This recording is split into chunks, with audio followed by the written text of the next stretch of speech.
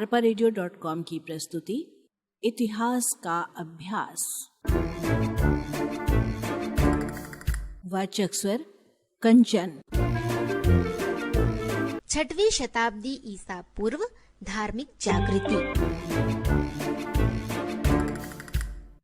जब ईरान में जरथुस्त्र, यूनान में हिराक्लिटस, चीन में कन्फ्यूशियस और लाओसी के द्वारा बौद्धिक एवं आध्यात्मिक क्षेत्र में धार्मिक क्रांति हो रही थी, उस समय भारत में दो महापुरुषों महात्मा बुद्ध और महावीर स्वामी ने धार्मिक क्षेत्र में नवीन विचारधारा, नवदर्शन और एक नए धर्म को जन्म दिया।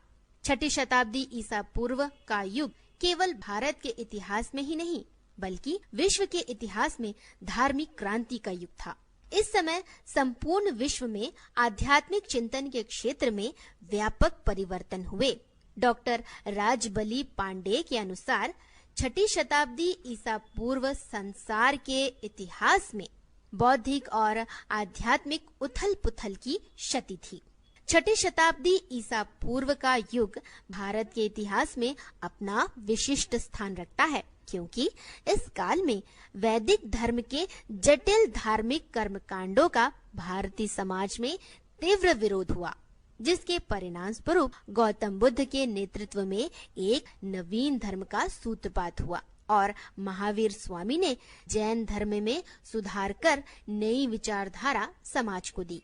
बहुदेववाद, कठोर वर्ण व्यवस्था, ब्राह्मणों के प्रभुत्व के विरुद्ध उपजे धार्मिक असंतोष ने जनता को वैचारिक चिंतन करने पर विवश किया। वह एक ऐसे धर्म के बारे में सोचने लगी जो सरल हो और सामान्य जनता उसका अनुसरण कर सके। धार्मिक जागृति के कारण। उपनिषद काल में धार्मिक क्रांति के लिए पृष्ठभूमि का निर्माण किया। धार्मिक क्रांति के बीज ब्राह्मणों यानी जो ब्राह्मणों ग्रंथ है उसमें ही विद्यमान थे।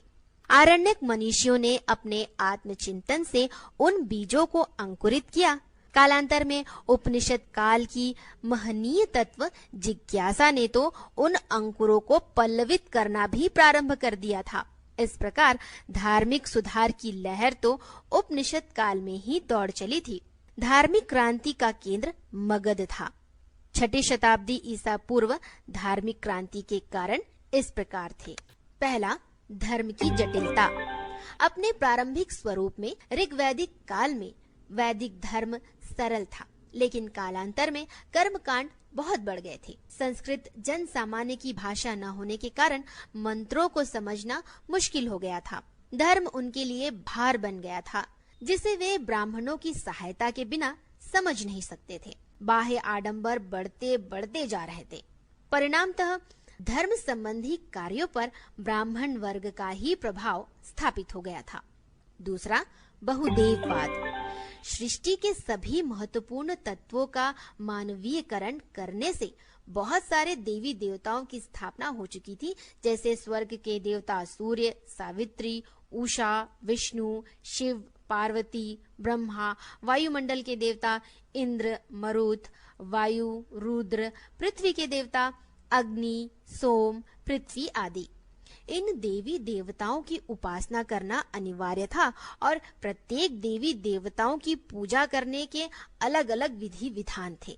तीसरा, खर्चीले और कठिन यज्ञ। ऋग्वैदिक काल में कोई भी व्यक्ति सरलता से यज्ञ कार्य को स्वयं संपन्न करता था, लेकिन धीरे धीरे यज्ञ कार्य बहुत जटिल हो गए थे। यज्ञ हवन करने के लिए एक साथ कई पुरोहितों की आवश्यकता पड़ती थी। कई यज्ञ तो 12-12 वर्षों तक चलते थे। यज्ञ के लिए बहुमूल्य सामग्री क्रय करनी पड़ती थी। इस प्रकार यज्ञ इतने खर्चीले हो गए थे कि जनसाधारण की पहुंच से बाहर थे। चौथा, नवीन कृषि प्रधान अर्थव्यवस्था का प्रारंभ। लोहे का उपयोग 600 ईस्वी पूर्व के लगभग प्रारंभ हो गया था, जिससे निर्मित लोहे की कुल्हाड़ियों से जंगलों को काटकर कृषि योग्य भूमि निर्मित की गई। खेती के लिए लोहे के फल वाले हलों का उपयोग होने लगा, जिनमें बैलों का उपयोग किया जाता था। परंतु वैदिक परंपराओं के यज्ञ में पशु बलि दी जाती थी, जिससे पशुधन निरंतर कम होता जा रहा था। मांसाहारी लोग भी पशुओं का वध करते थे। रामशरण शर्मा के शब्दों में वैदिक प्रथा के अनुसार यज्ञों में पशु अंधाधुंध मारे जाने लगे। यह खेती की प्रगति में बाधक सिद्ध हुए। असंख्य यज्ञों में बछड़ों और सांडों के लगातार मारे जाते रहने से पशुधन क्षीण होता गया। 5वां, कठोर वर्ण व्यवस्था। समाज 4 वर्गों में विभक्त था: ब्राह्मण, क्षत्रिय, वैश्य और शूद्र। ब्राह्मणों को धार्मिक कार्य और शिक्षा देने का दायित्व सौंपा गया था। क्षत्रिय युद्ध और शासन करने का कार्य करते थे। वैश्य कृषि, व्यापार और पशुपालन करता था। शूद्र वर्ग इन तीनों वर्गों की सेवा करता था। उसका समाज में सबसे निम्न स्थान था। शूद्र वर्ग को वेद पढ़ने का अधिकार नहीं था।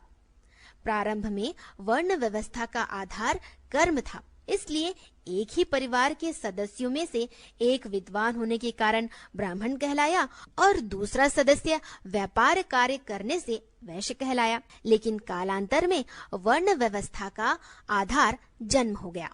ब्राह्मणों के प्रभुत्व और श्रेष्ठता का विरोध क्षत्रिय वर्ग ने किया, जिससे ब्राह्मण और क्षत्रियों के मध्य संघर्ष प्रारंभ हो गया। राष्ट्र की सुरक्षा और शासन व्यवस्था का भार क्षत्रिय के कंधों पर था, जो कि अत्यधिक महत्वपूर्ण था। इसलिए क्षत्रिय भी अपने को ब्राह्मणों से श्रेष्ठ मानने लगे। ब्राह्मण क्षत्रिय संघर्ष ने धार्मिक क्रांति में महत्वपूर्ण योगदान दिया, क्योंकि बौद्ध धर्म के प्रवर्तक गौतम बुद्ध और जैन धर्म के 24वें तीर्थकर महावीर स्वामी दोनों ही क्षत्रिय थे और उन्होंने समाज में स्थापित वर्ण व्यवस्था का तीव्र विरोध किया था। 6वां, ब्राह्मणों का प्रभुत्व। डॉक्टर विंसेंट स्मिथ के शब्दों में ब्राह्मणों के अतिरिक्त अन्य उच्च वर्गों के पढ़े लिखे व्यक्तियों ने ब्राह्मणों के विद्या तथा मोक्ष के द्वार की कुंजी रखने के एकाधिकार के विरुद्ध विद्रोह कर दिया। 6ठी शताब्दी ईसा पूर्व तक आते आते ब्राह्मणों की विचारधारा में महत्वपूर्ण परिवर्तन हुआ। वे अपने कार्य से विमुख होने लगे। सांसारिकता में उनकी रुचि बढ़ने लगी थी। इसके बाद भी उन्हें समाज में विशेषाधिकार और सुविधाएं प्राप्त थी। इसलिए समाज के चिंतनशील व्यक्तियों ने ब्राह्मणों का तीव्र विरोध किया। 7वां, कठिन धार्मिक साहित्य। वैदिक साहित्य वेद, उपनिषद, आरण्यक, पुराण, रामायण, महाभारत सभी संस्कृत भाषा में लिखे थे, जो सामान्य जनता की भाषा न होने के कारण समझ से परे थे। 6ठी शताब्दी ईसा पूर्व में जन सामान्य की भाषा संस्कृत नहीं थी, इसलिए उन्हें धार्मिक साहित्य को पढ़ने और समझने में कठिनाई होती थी। संस्कृत भाषा के विरुद्ध भी प्रतिक्रिया हो रही थी और लोग सरल भाषा के प्रयोग के लिए उत्सुक थे। 8वां, दार्शनिकों का जन्म। 6ठी शती ईसा पूर्व समाज में उत्पन्न धार्मिक और सामाजिक असंतोष ने नवीन विचारों को जन्म दिया। चिंतनशील व्यक्ति एक ऐसे ज्ञान की खोज के लिए प्रवृत्त हुए जो सरल, सुबोध और ग्रहणशील हो। जैन धर्म के 24वें तीर्थकर महावीर स्वामी ने भी महत्वपूर्ण सुधार किए और समाज को नई दिशा प्रदान की। 6ठी शताब्दी ईसा पूर्व में गौतम बुद्ध का जन्म हुआ, जिन्होंने ज्ञान प्राप्त करके एक नवीन धर्म प्रारंभ किया, जिसे बौद्ध धर्म कहते हैं। उन्होंने कर्मवाद का सिद्धांत दिया। बौद्ध धर्म मध्यम मार्गी था, जिसे भिक्षु और गृहस्थ जीवन अपनाने वाले व्यक्ति दोनों ही सरलता से अपना सकते थे। 9वां, चतुर्दिक हलचल। समाज में उत्पन्न असंतोष के फलस्वरूप नवीन धर्म का सूत्रपात बौद्ध धर्म और जैन धर्म के रूप में हुआ। गौतम बुद्ध और महावीर स्वामी ने अपने धर्म का प्रचार प्रसार किया। उन्होंने वेदों में अविश्वास, अवतारवाद, कर्मकांड, यज्ञों में पशु बलि का तीव्र विरोध किया तथा अपने तर्कों के माध्यम से अपने ज्ञान का प्रसार किया। परिणामतः असंतुष्ट जनसाधारण वर्ग ने उत्साह के साथ नवीन धार्मिक दर्शन का स्वागत किया, उसे समझा और स्वीकार किया। 10वां, चिंतन की स्वतंत्रता। छठी शताब्दी ईसा पूर्व भारत में कपिलवस्तु और वैशाली जैसे अनेक राज्यों में गणराज्य स्थापित थे। गणराज्यों में राजनैतिक क्षेत्र में विचार प्रकट करने की स्वतंत्रता थी।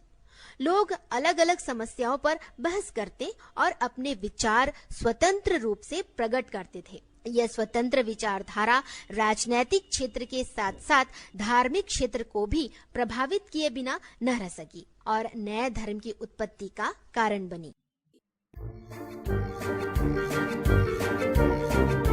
arparadio.com की प्रस्तुति इतिहास का अभ्यास।